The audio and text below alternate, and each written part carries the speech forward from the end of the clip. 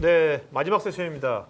여러분, 조금 저도 그렇지만 여러분들 오늘 그래서 네 분의 내부의 전문가들이 각 다른 분야이기 때문에 저희가 하여튼 좀 짧고 진하게 최대한도로 저희가 해드리려고 하니까요. 이제 마지막 세션 여러분들도 집중해서 잘 들으시면 좋을 것 같습니다.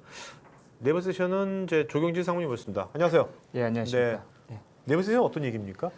네 번째 세션은 실제 네. 앞부분에서 저희가 이제 클라우드와 관련된 여러 가지 이야기들을 하셨는데요. 진짜 마지막으로는 이제 본래 온프렘에 있었던 이러한 시스템들을 어떻게 클라우드로 이전을 할 것인가, 또 이전할 때는 어떤 고민들을 해야 되는 것인가, 이런 부분들을 한번 담아봤고요. 내용은 크게 그 어플리케이션 쪽에 이전을 어떻게 할 것인지, 네. 그다음에 어플리케이션과 관련된 데이터베이스의 이전을 어떻게 할 것인지, 그리고 데이터베이스를 이전할 때는 어떤 부분들을 고민해야 될 것인지, 이런 부분을 가지고 말씀을 드리려고 합니다. 굉장히 현실적인 내용이네요. 예, 맞습니다. 자, 우리가 이제 얘기를 나누기 전에 여러분들도 설문, 짤막한 설문 하나 있습니다. 하나 있으니까 설문 지금 여러분 사용 중인 오라클 솔루션 무엇입니까? 여기서 데이터베이스, 웹로직 서버, 애플리케이션, 기타 없음 어떤 게 제일 많을 것 같습니까? 지금 아마도 오늘. 저희 회사에 관심이 많으신 분들은 데이터베이스 쪽에 아마 제일 관심이 많지 않을까 네. 이렇게 생각을 하고 있습니다. 네. 자, 결과 한번 보도록 할까요? 결과 이제 전에 한번 보도록 하겠습니다. 네. 역시 압도적이네요. 압도적. 네. 네. 예상했던 대로 역시나 데이터베이스에 관심이 많으십니다. 예. 자, 그러면 이제 이 관심 많은 데이터베이스 얘기 좀 할까요? 예. 우선 데이터베이스에 관련된 얘기를 말씀드리기 전에요. 네. 저희가 이제 클라우드를 이관을 위한 여러 가지 어플리케이션들이 있을 겁니다. 아마 사용자분들이 그 오픈 소스를 기반으로 해서 여러 가지 개발을 하신 것도 있을 거고요. 또 오라클 같은 경우는 저희가 이제 그 그러니까 ERP 같은 그러한 영역의 그 솔루션들을 갖고 있기도 하고요. 또 어떤 분들은 SAP라든가 여러 가지 서드 파티 제품들의 솔루션들을 올려놓고 계시는 분들도 있으실 겁니다. 근데 오늘 저희가 말씀드릴 부분은 이러한 일반적인 다른 솔루션들도 마찬가지로 저희가 이제 무브 앤 임프로브라고 이제 향후에 말씀드릴 수 있는 그런 부분으로 이전이 가능하지만 네. 특히 이제 저희 오라클 제품과 관련해서 자바 소프트웨어와 그리고 이 저희의 자바 어플리케이션들을 올릴 수 있는 웹로직 서버를 어떤 식으로 과연 움직일 수 있는 마스? 것인가? 미드웨어? 저희가 보통 미드웨어 네네. 저희 제품 대표적인 제품군이고요. 네. 아마 엔터프라이즈 시장에서는 아직 이 웹로직을 많이 쓰고 계신 분들도 있으실 거고요. 그래서 이 부분에 대해서 답변은 오라클이 정확하게 드릴 수 있지 않을까 해서 오늘은 그 부분을 중심으로 말씀을 드리고 이후에 가장 궁금해하시는 데이터베이스 마이그레이션 부분으로 넘어가도록 하겠습니다. 네네. 저희가 이제 보통 마이그레이션 시나리오를 한 3가지 정도로 보고 있는데요. 이거는 이제 어플리케이션뿐만이 아니라 공통적으로 온프레미스에서 클라우드로 이전을 할 때의 세 단계라고 네. 보시면 돼요. 어떤 뭐 1단계, 항상 2단계 나오는 단어들이잖아요. 예, 그죠? 맞습니다. 오늘 한번 예. 잘 한번 이것이 어떤 것들인지 예. 그러면 쉽게 설명해 주신다면. 저희가 이제 클라우드를 이전할 때 이제 여러 단계들 이런 얘기들을 이제 거의 일반화된 그러한 이 용어라고도 볼 수 있는데요. 첫 번째는 리프트 앤 시프트라는 단어를 쓰고 있고요. 그다음에 하나는 무브 앤 임프루브, 마지막엔 모더나이제이션이라는 말을 쓰고 있습니다. 네. 리프트 앤 시프트는 말 그대로 현재 온프렘에 있는 그러한 어플리케이션들을 그대로 이제 있는 그대로 클라우드에 네네. 올려가는 그러한 방식일 거고요. 근데 그 다음 단계로는 무브 앤 임프루버라고 했는데요. 뭔가 클라우드에 올라갔으면 그 클라우드에서 주는 어떠한 혜택들 이러한 부분들을 활용할 수 있는 그러한 부분으로 사실 무브를 했고 한 번 더 임프루브할 수 있는 그런 환경을 네. 가질 수 있는 특징으로 이전을 하고 싶다. 그러니까 뭔가 클라우드에 최적화되게 약간 임프루브 시키는 거네요. 예, 그렇습니다. 네네. 마지막 단계가 이제 모더나이제이션이라고 하는데요. 이 부분은 저희가 요새 이제 클라우드 네이티브다라고 얘기를 해서 보통 클라우드 저희가 솔루션들이나 이러한 환경 자체에 맞게끔 처음부터 개발하실 수 있는 그런 부분이 있습니다. 이게 대체적으로 저희가 요새 뭐 쿠버니티스니 이런 환경들을 얘기하면서 컨테이너 기반의 그런 어플리케이션들 이런 부분들을 고민하고 계시는데요. 요 세 단계 또는 또 한 단계를 세 번째 단계로 바로 가실 수도 있고 하지만은 이런 안정적인 엔터프라이즈 고객들의 안정적인 어플리케이션 이전을 위해서는 이러한 세 가지 단계들을 전부 고민을 어떻습니까, 하셔야 사모님? 되지 지금 않을까. 그 현재 뭐 클라우드로 말씀할 때 이 예, 셋 중에서 예. 어떤 게 제일 많습니까?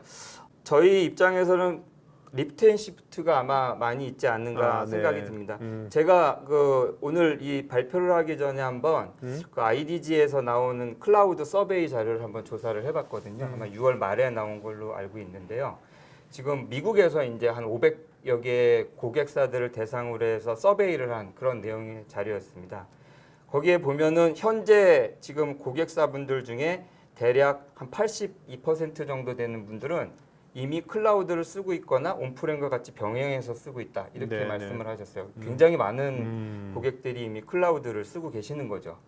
그런데 이 클라우드를 쓰고 계시는 고객들 중에 대략 한 54% 정도는 온프레미스에서 있는 그 시스템을 그대로 네. 클라우드로 전이를 했다라고 이렇게 말씀을 하십니다. 그러니까 대부분 절반 정도 이상 되시는 분들은 기존에 있던 그 환경을 그대로 클라우드로 이전하는 안정적인 방법을 미국이 선택하신다. 54%면 우리나라는 예. 더 넘을 것 같은데. 예, 저희도 되게 보수적이기도 하고요. 네. 또한 엔터프라이즈 고객들은 이미 여러 가지 이 뒷단에 있는 그 솔루션들이랑 연계가 많이 돼 있기 때문에 사실은 뭐 새롭게 개발하시는 부분도 물론 있겠지만 대부분은 이제 이렇게 무브 앤 임프루브 네네. 형태로다가 리프트 앤 시프트 형태로 이렇게 이전을 하시는 안정적인 방향을 선택을 하신다 이렇게 볼 수 있겠습니다.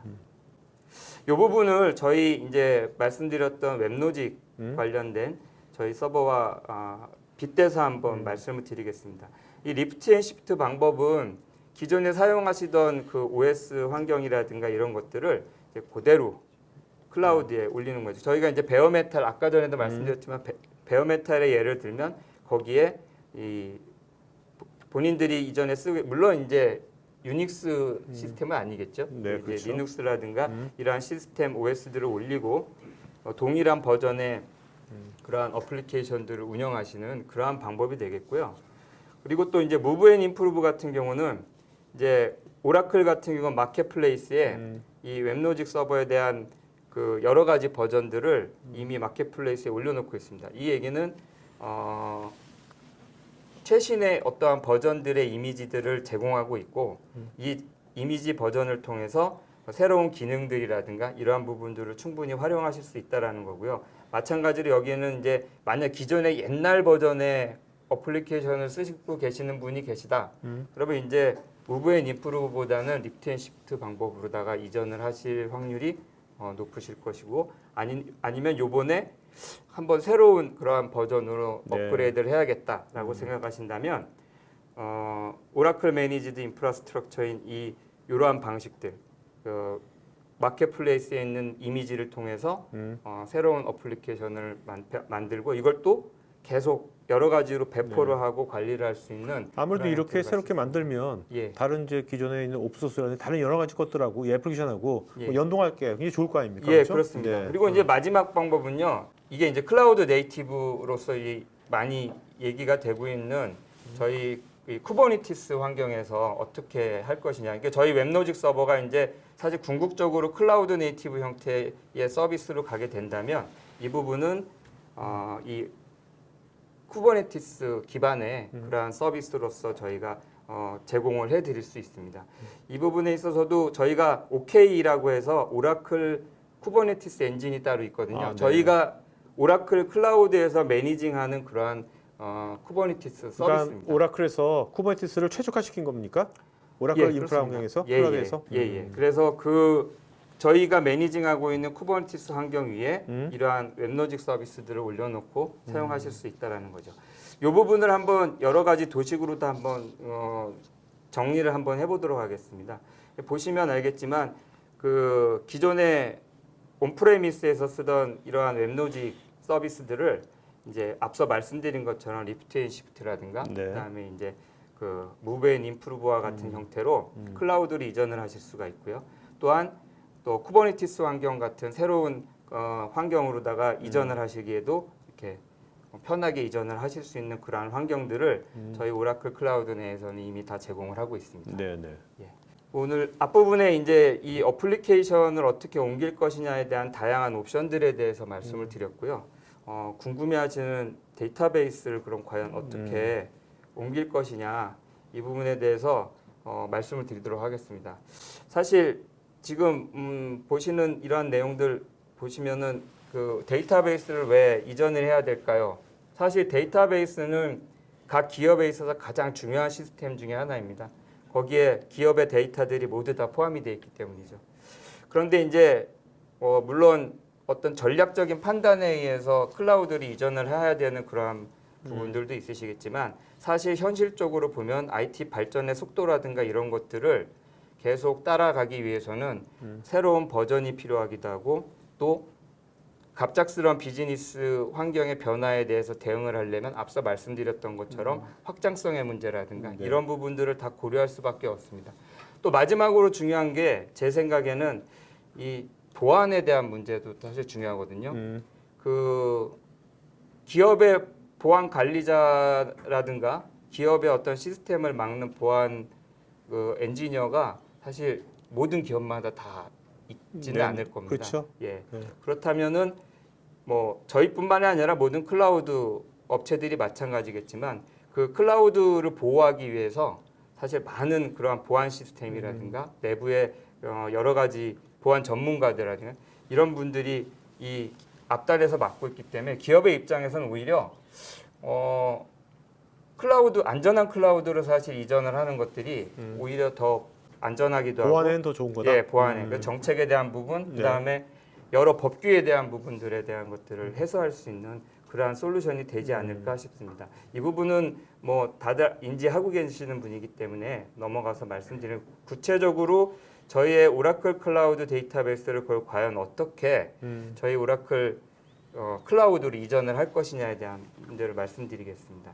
저희 온프레미스에는 굉장히 많은 버전의 오라클 데이터베이스들이 있습니다. 근데 아직도 11G 쓰는 데가 아직도 많이 있어요? 예, 많이 있습니다, 사실. 네. 예. 지금이 19C인가요, 지금요? 예, 19C고요. 저희가 이제 11G 이후에 12C, 뭐 18C 이렇게 많이 발전을 했지만 현재 그 현장에 가보면은 11G를 쓰고 계시는 분들도 굉장히 네, 많거든요, 네. 사실. 물론 저희가 모를 수도 있는데 이제 10G 다른 버전 쓰실 수도 있겠지만 제가 알고 있기로는 그 많은 엔터프라이즈 기업들이 11G와 12C를 많이 쓰고 계십니다. 네네. 아직. 예. 그리고 이러한 부분들을 저희 클라우드로 옮기기 위해서는 저희가 다양한 옵션들을 가지고 있습니다. 이게 어떻게 보면 이제 저희가 구성하고 있는 오라클 데이터베이스의 클라우드 서비스들의 목록이라고도 볼 수 있는데요. 뭐 간단하게는 VM 기반의 오라클을 설치해서 운영하실 수도 있고요. 그 다음에 저희가 제공하는 파스 형태인 오라클 데이터베이스 클라우드 서비스를 이용하실 수도 있고요. 그리고 베어메탈 위에 또 올릴 수가 있습니다. 전용 데이터베이스 머신이라고 또 만들 수가 있겠죠. 그리고 저희가 특히나 자랑하고 있는 고성능 고가용성의 엑사데이터를 기반으로 한 엑사데이터 클라우드 서비스가 있고요. 또 하나는 요새 이제 많이 얘기를 하시는 우리 자율 데이터베이스. 예. 오토노머스 데이터베이스로 이전을 하실 수도 있습니다. 그러면은 여러 가지 이 옵션 중에서 나는 워크로드나 본인의 이제 데이터베이스의 어떤 운영 형태에 따라서 이제 최적화된 서비스들을 고르실 수가 있는데 그럼 과연 오늘의 주제인 어떻게 옮길 것이냐에 대한 문제인데요. 이 부분은 가장 전통적인 방법은 이제 데이터들을 논리적으로 퍼다가 나르는 저희 이제 데이터 펌프, 익스포트, 임포트 방법, 뭐 펌프 방법 이런 용어를 쓰고 있는데 이렇게 움직일 수도 있는데 이렇게 되면 아무래도 오프라인 시간이 네, 발생이 되겠죠. 왜냐하면 데이터를 뽑아놓고 이걸 다시 클라우드에 네. 옮기는 시간이 필요할 거고 네트워크로 전송을 하더라도 전송하는 시간이 또 필요하게 될 겁니다. 물론 그 이후에 이제 제가 또 다른 여러 가지 방법들을 말씀드리겠지만요.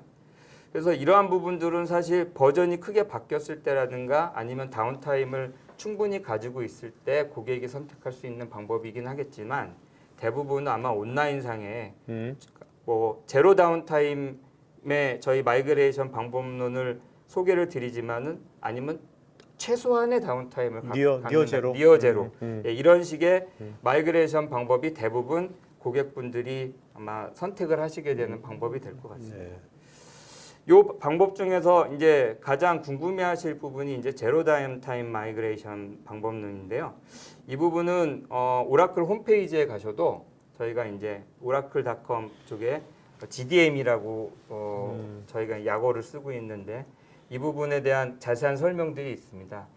간단하게 말씀을 드리면 소스에 있는 데이터베이스를 타겟인 클라우드로 움직이는 데 있어서 저희는 요 자동화된 스크립트를 제공하면서 얘를 단계별로 백업을 받아서 뭐 클라우드에 오브젝트 스토리지에 올려놓고 걔를 이용해서 데이터베이스를 새로 만들어 놓고 그 사이에 변경된 데이터들을 어떻게 적용할 것이며 이러한 부분들을 저희가 방법론적으로 다 정리를 했고요. 네. 요거는 이제 고객이 그 상황에 따라서 저희의 이 GDM을 이용해서 안전하게 이제 클라우드로 마이그레이션 하실 수 있는 그런 등의 가이드를 제공을 하고 있는 것입니다. 이거는 뭐 무료 서비스인가요? 예, 다운로드를 다 받으셔서 할 수 그러면 있고요. 지금 시청자분들도 해볼 수 있는 거예요? 예, 그렇습니다.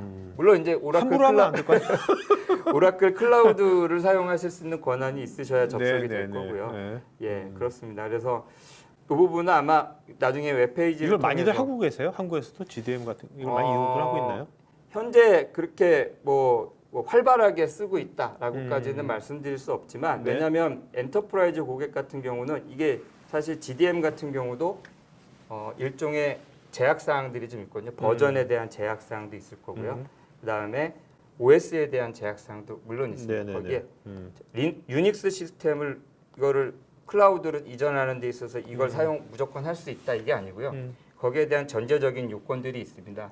그래서 사실은 그 엔터프라이즈 고객들이 주로 유닉스에서 많은 시스템들을 사용하시기 때문에 사실 현재 요 말씀드리는 GDM 방법론을 직접 적용하실 수 없는 환경들도 많으실 거거든요. 네네. 그래서 그 부분들은 그러한 필요 조건이 맞는지에 따라서 선택적으로 사용을 하실 수 있을 것 같습니다. 그 이후에도 뭐 앞서 말씀드린 데이터 펌프를 이용한다든가 그다음에 그 12C 같은 경우 이제 저희가 플러그업을 데이터베이스를 처음 소개를 드렸는데 이러한 형태로 PDB 형태로 구성되어 있는 경우에는 이제 플러그 앤 플레이 형태로 다 옮기실 수도 있고요. 얘를 클로닝해서 옮긴다든가 하실 수도 있고요. 또 하나는 저희 그 오토노머스 데이터베이스를 이전하기 위해서는 또한 별도의 이 툴들을 또 제공을 하고 있습니다. 그리고 마지막 부분에서 이제 알멘 같은 경우에는 주로 저희가 백업을 할 때 사용을 하지만 이 백업셋을 통해서 온라인 백업을 할 수가 있고요. 그 온라인 백업을 데이터 그 클라우드 상에 이전을 한 다음에 변경되는 데이터들을 가지고선 적용해서 네네. 다운타임을 최소화할 수 있는 아주 재미있는 방법들이 있습니다. 인크리멘탈로 그냥. 예. 그래서 초기 데이터 적재하는데 시간 전체가 움직이는 데 있어서의 다운타임을 크게 줄여주는 그러한 방법들이 있습니다. 저희가 이런 거는 이제 그 크로스 플랫폼 트랜스포터블 테이블 스페이스라고 그래서요. 서로 다른 OS 그 데이터베이스 간에 이 테이블 스페이스를 통째로 옮길 수 있는 그런 기술들을 또 제공하고 있습니다. 오라클 데이터베이스 하면 우리가 딱 떠오르는 게 RS잖아요. 예, 그래서 그렇습니다. RS 때문에 오라클이 또 엄청나게 또 많이 네, 맞습니다. 시장에서 큰 인기를 얻었고. 예. 자, RS가 있는데 되게 많일 텐데 예. 온프레스 RS 있으면 예. RS는 어떤 식으로 가는 거나요? RAC도 마찬가지로 저희 이 앞서 말씀드린 설명에 의한 그런 방법들에 의해서 동일하게 이전이 가능하고요. 근데 단지 고객분들께서 좀 주의하셔야 될 사항 하나 말씀드리자면요. 네. 저희 그 다른 클라우드 상에서도 이제 RAC를 구현해서 쓸 수 있다, 쓰고 있다라고 하시는 분들도 좀 계시긴 한데 저희가 오라클 RACA 같은 경우에는 저희 오라클 클라우드에만 인증이 되어 있는 상태입니다. 근데 저희가 이렇게 되게 못된 심보로다가 다른 클라우드에 인증을 안 줬느냐? 네. 그건 아니고요. 많은 분들이 저희 RAC 데이터베이스를 많이 사용해 보셔서 알겠지만 그 RAC를 안정적으로 운영하기 위해서는 그 기반 여러 가지 기술들이 필요하거든요. 예를 들면은 메모리 간의 동기화하는 기술이라든가 고속의 네트워크 전송 구간이 필요하다든가 사실 이러한 것들의 요인들이 정확히 갖춰졌을 때 RAC가 제대로 구동이 될 수 있는 겁니다. 사실 설치가 되고 어느 정도 운영된다라고 해서 안정적이다라고는 할 수 없을 것처럼 이게 안정적으로 운영될 수 있는 환경 자체를 서티가 돼야 되거든요. 예전에 그 유닉스 시스템에다가 RAC를 설치할 때도 마찬가지로 저희가 이제 클러스터웨어라든가 여러 가지 제품에 대한 서티피케이션이 나와 있듯이 그 얘기는 뭐냐면 저희 RAC가 구동될 수 있는 기본적인 안정적인 환경은 이렇게 돼야 돼라고 저희가 가이드라인이 있군요. 예 그러한 것들이 이 다른 환경에서는 저희가 이제 인증을 할 수 없는 그런 오케이. 환경이라는 거죠. 그 인증을 할 수 없다면 다른 환경에서는 뭔가 그거 거기서 벌어질 수 있는 예. 어떤 장애나 이런 것들에 대해서는 그럼 책임을 지지 않는다. 그렇죠. 지원하지 저희가 공식적으로는 그 인증되지 않은 제품에 대해서는 사실 지원이 좀 어려운 네, 부분이 네, 네. 있지 않나 알겠습니다. 싶습니다. 네. 예. 근데 클라우드로 갈 때요. 예. 클라우드로 이전하면서 이 데이터 통합 같은 거를 왜 하는 거예요? 아, 아까 예. 리프트 시프트에 가면 되잖아. 왜 또 할 것도 많아 죽겠는데 거기가 또 통합까지 시켜 클라우드. 아, 예. 뭐 통합을 하는 것은 이게 꼭 필요적인 조건은 아니지만 네. 사실은 저희가 이제 왜 클라우드를 가느냐에 대한 질문을 하나 먼저 해야 될 거고요. 두 번째는 그러면 왜 통합을 왜 못했지? 라는 또 하나의 질문에 대한 답변이 있어야 될 것 같습니다. 첫 번째로는 그 비용에 대한 문제나 이런 것들 고민을 많이 하시는데 클라우드로 가게 되면은 어쨌든 쓰는 만큼 돈을 네. 내는 구조인데 이 쓰는 만큼이라는 구조를 한번 잘 보시면은 저희가 시간당 어떠한 CPU와 메모리 자원을 할당받아서 얼만큼 돈을 내는 구조거든요. 그렇다면 만약에 똑같은 CPU와 자원 안에서 더 많은 서비스들을 올릴 수 있다라고 한다면 고객 입장에서는 비용이 훨씬 줄어드는 효과가 네, 돼요. 네. 사실 이거는 꼭 클라우드뿐만이 아니라 온프레미스에서도 비슷한 그러한 효과가 나오고 있습니다. 저희가 이제 엑사데이터를 한참 네, 많이 네. 딜리버리 하고 있을 때 한 7개, 8개의 데이터베이스를 통합해서 하나의 엑사데이터 머신 안에 이렇게 통합하는 그러해서 뭐 상면 비용이라든가 여러 가지 네, 운영 네. 비용이라든가 이런 거 절감했던 사례들이 있거든요. 마찬가지로 클라우드로 갈 때도 어쨌든 고객은 좀 알뜰하게 네, 네. 자원들을 오케이. 써야 되는 그러한 부분이 있기 때문에 이 부분도 클라우드로 데이터베이스가 이전할 때는 한번 알뜰하게 한번 고민해 보시라. 그러니까 어차피 이전하는 거니까. 예, 네, 그렇죠. 네. 오케이. 두 번째로는 아까 전에 그러면 왜 그럼 컨솔리데이션이 안 됐냐? 그 얘기는 버전이 되게 다양한 부분들도 있고요. 또 하나는 이렇게 컨솔리데이션을 통합을 하기가 너무 어려웠다라는 거예요. 그래서 사실은 이러한 부분에 어느 정도 가이드가 좀 있으면 좋지 않겠냐라는 그러한 요구들이 있거든요. 네, 네, 네. 그런 부분들은 아, 뒤에서 저희가 제공해드리는 가이드가 어떤 것인지를 말씀을 드리겠습니다. 어디 컨솔리데이션 요건 좀 어디 비용 절감이라든지 그죠? 그렇죠. 가성비면 유연성 면에서 이게 예, 중요하겠네요. 예. 여러 개의 인스턴스를 네. 두고 각각 그렇죠. 50%씩 CPU를 쓰면서 돈을 여러 개를 내는 그렇죠. 것보다는 하나의 CPU를 쓰더라도 집적도가 네, 아주 네. 높은 고가형성의 서버에다가 여러 개의 서비스들을 올린다면 훨씬 더 비용을 네, 네. 절감할 수 있는 그런 효과가 있지 않을까. 그 마지막으로 저희 데이터베이스 컨솔리데이션에 대해서 말씀드리겠습니다. 과연 그러면 컨솔리데이션을 어떤 식으로 할 것이냐 이 부분은 앞서 말씀드린 것처럼 꼭 클라우드로 가서의 문제가 아니라 이제 데이터베이스를 통합하는 데 있어서의 일반적인 4가지 방법들입니다. 그래서 각각의 이제 장단점들이 있는데요. 이제 버추얼 머신을 각각 두는 방법이 있죠. 이게 이제 그림상으로는 온프렘의 어떤 버추얼 머신 구조로도 보이기도 하지만 네. 또 한편으로는 저희 클라우드 상에서 각각의 버추얼 머신으로 흩어지는 구조라고도 볼 수 있습니다. 이 부분은 OS가 각각 개별적으로 돌기 때문에 사실은 컨솔리데이션이라기보다는 그냥 아까 전에 말씀드린 리프트 앤 시프트로 다 올려놓는 그런 구조와 좀 비슷할 것 같습니다. 그리고 보통의 경우는 이제 스키마 통합이라고 그래서 각각의 데이터베이스를 이제 공통된 스키마들을 좀 모은다거나 근데 이런 경우에는 굉장히 손이 많이 들어갑니다. 왜냐하면 기존에 구성되어 있던 여러 데이터 모델들이라든가 데이터들을 막 다시 통합해야 되는 문제라서 아마 이거는 클라우드보다 더 아마 네. 머리가 복잡해지는 문제가 되실 수도 있을 것 같아요. 그래서 뭐 고민이 많이 되실 부분이고요. 마지막으로 이제 저희가 권고해드리는 부분은 이제 이전에 만약에 12C라든가 이런 형태의 플러거블 DB로 돼 있다 그러면 이전이 편하게 될 수 있는 그런 구조인데요. 아무래도 고객의 상황에 따라서 각각의 장단점이 있는 그러한 부분으로 선택을 해서 데이터베이스 컨솔리데이션을 만드시는 게 좋지 않을까 싶습니다. 그리고 그 다음으로 말씀드릴 게 이제 그러면 어떤 방식으로 컨솔리데이션을 할 것이냐라는 게 정해졌다라고 한다면 어떻게 할 건데라고 이제 궁금하시고 어떻게 해야 될지 사실 모르겠고 네. 그래서 일반적으로 이 컨솔리데이션의 이제 이 스텝을 보자고 한다면 이제 저희가 기존에 있던 시스템들의 성능들을 막 수집을 하죠. 그래서 얘를 과연 어떻게 배치를 할까?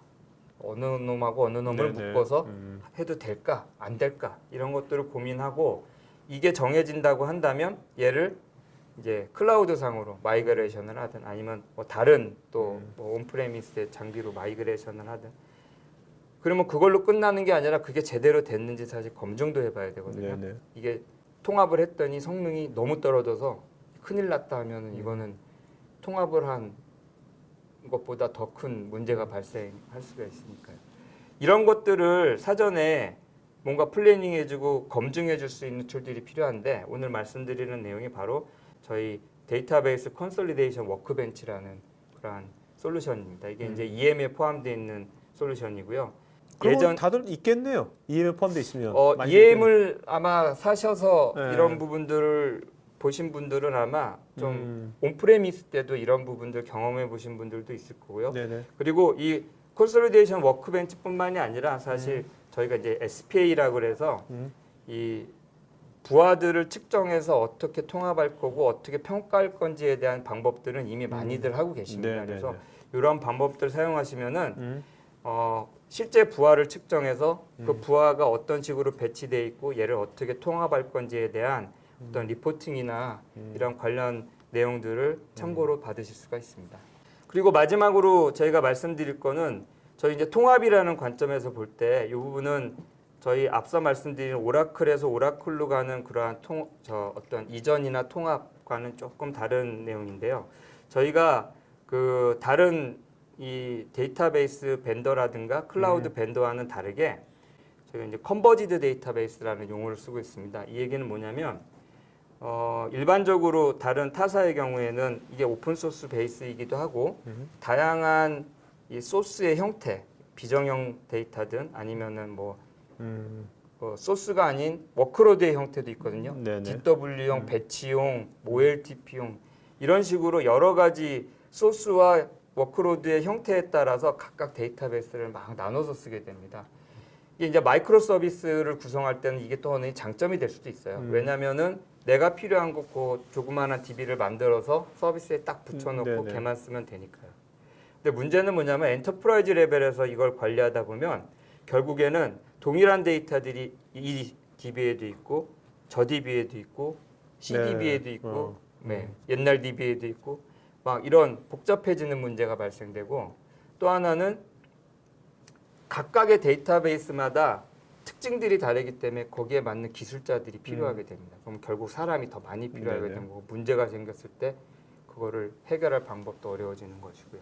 근데 저희는 컨버지드 데이터베이스라고 해서 저희 하나의 데이터베이스 안에서 여러 가지의 이런 소스 형태, 제이슨 형태라든가 뭐 이러한 형태들을 아까 저 오라클이 이제 RDB뿐만 아니라 예. 옛날 오라클은 RDB였잖아. 그게 예. 아니라 다양한 그래프 DB님 뭐니 예. 상관없이 이 부분은 이제 사실은 클라우드에서만 보여지는 특징이 아니라 여지껏 그 수십 년 동안 이어온 데이터베이스, 오라클 데이터베이스의 특징이라고도 보시면 될 것 같습니다. 이게 이제 거의 완성된 버전으로 고객에게 서비스되고 있고요. 네. 저희 오토노머스의 데이터베이스라든가 여러 데이터베이스들의 특징들이 결국은 데이터베이스의 저희 발전의 이 현주소를 말씀드리는 그러한 것이라고 볼 수 있습니다. 그러니까 오라클 데이터베이스의 어떻게 보면 이제 발전 방향이네요, 그죠? 예, 맞습니다. 컨버지드 데이터베이스가. 예, 저희는 아마 싱글. 이렇게 통합된 데이터 영역으로 데이터 레이크라든가 기타 여러 가지 데이터들을 활용하시는데 이런 통합된 형태의 데이터를